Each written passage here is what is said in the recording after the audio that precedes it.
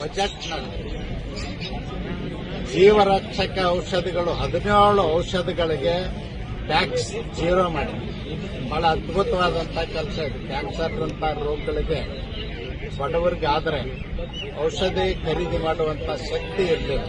ಆದರೆ ಇವತ್ತು ನರೇಂದ್ರ ಮೋದಿಜಿಯವರ ಸರ್ಕಾರ 17 ಜೀವರಕ್ಷಕ ಔಷಧಿಗಳಿಗೆ 0% ಟ್ಯಾಕ್ಸ್ ಮಾಡಿದ್ರಿಂದ ಅವರಿಗೆ ಅಭಿನಂದನೆಗಳನ್ನು ಸಲ್ಲಿಸಲಿಕ್ಕೆ ಬಯಸ್ತಾರೆ. ಇನ್ನೊಂದು ಬಹಳ ಮಹತ್ವದ ವಿಷಯ ಅಂದ್ರೆ ರೈತರ ಆದಾಯವನ್ನು ಹೆಚ್ಚಿಸಲಿಕ್ಕೆ ತಂತ್ರಜ್ಞಾನ ಮತ್ತು ನೀರಾವರಿಗೆ ಹೆಚ್ಚಿನ ಆದ್ಯತೆಯನ್ನು ಕೊಟ್ಟಿದೆ. ಅದು ವಿಶೇಷವಾಗಿ ಸಣ್ಣ ರೈತರು ಮತ್ತು ಅತಿ ಸಣ್ಣ ರೈತರಿಗೆ ಹೆಚ್ಚಿನ ಸೌಲಭ್ಯವನ್ನು ಕೊಡ್ತಕ್ಕಂಥದ್ದಕ್ಕೆ ಹೆಚ್ಚು ಒತ್ತು ಕೊಟ್ಟಿರ್ತಕ್ಕಂಥದ್ದು ಮಹತ್ವದ ಬೆಳವಣಿಗೆ.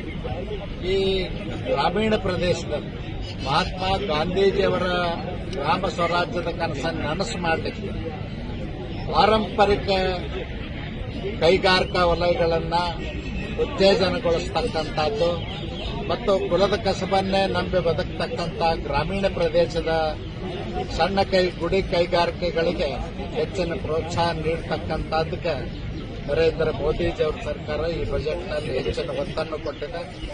ಇನ್ನೊಂದು ಬಹಳ ಮಹತ್ವದ ವಿಷಯ ಅಂದ್ರೆ ಶಿಕ್ಷಣ ಮತ್ತು ಆರೋಗ್ಯ. ನಾವೇನು ಖರ್ಚು ಮಾಡ್ತೀವಿ, ಖರ್ಚು ವೆಚ್ಚ ಅಲ್ಲ, ಅದೊಂದು ಹೂಡಿಕೆ ಅಂತ ಹೇಳಿ, ಅಂದ್ರೆ ಬಂಡವಾಳ ಹೂಡಿಕೆ ಅಂತ ಹೇಳಿ ಪರಿಗಣಿಸತಕ್ಕಂಥದ್ದೇನು ಮಹತ್ವದ ನಿರ್ಣಯ ತಗೊಂಡಾರ. ಇದರಿಂದ ಜನಸಾಮಾನ್ಯರ ಮಕ್ಕಳು ಶಿಕ್ಷಣಕ್ಕೆ ಹೆಚ್ಚು ಅವಕಾಶ ಸಿಗ್ತದೆ.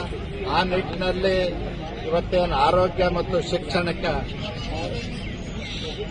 ಖರ್ಚು ವೆಚ್ಚ ಅಲ್ಲದು, ಅದು ಹೂಡಿಕೆ, ಒನ್ ಟೈಮ್ ಇನ್ವೆಸ್ಟ್ಮೆಂಟ್ ಅನ್ನೋ ರೀತಿಯಲ್ಲಿ ಏನು ಮಾಡಿದಾರ ಅದಕ್ಕೆ ನಾನು ಅಭಿನಂದನೆಗಳನ್ನು ಸಲ್ಲಿಸ್ತೀನಿ. ಇನ್ನೂ ಹೆಚ್ಚಿನ ವಿಷಯಗಳನ್ನ ನಾವು ಪಡ್ಕೊಂಡು ಬರ್ತೇವೆ. ಮತ್ತು ತೆಂಗು ಮತ್ತು ಕರಾವಳಿ ಪ್ರದೇಶದಲ್ಲಿ ಮೀನುಗಾರಿಕೆಗೆ ಹೆಚ್ಚಿನ ಅವಕಾಶವನ್ನು ಕೊಡ್ತಕ್ಕಂಥದ್ದು, ಉದ್ಯೋಗ ಸೃಷ್ಟಿ ಮಾಡೋದ್ರ ಜೊತೆಯಲ್ಲಿ ರೈತರ ಆದಾಯವನ್ನು ಕೂಡ ಹೆಚ್ಚು ಮಾಡಲಿಕ್ಕೆ ಅವಕಾಶ ಮಾಡಿಕೊಟ್ಟಿದ್ದಾರೆ. ಅದಕ್ಕಾಗಿ ನರೇಂದ್ರ ಮೋದಿಜಿಯವರ ಸರ್ಕಾರಕ್ಕೆ ಮತ್ತೊಮ್ಮೆ ಕೃತಜ್ಞತೆ.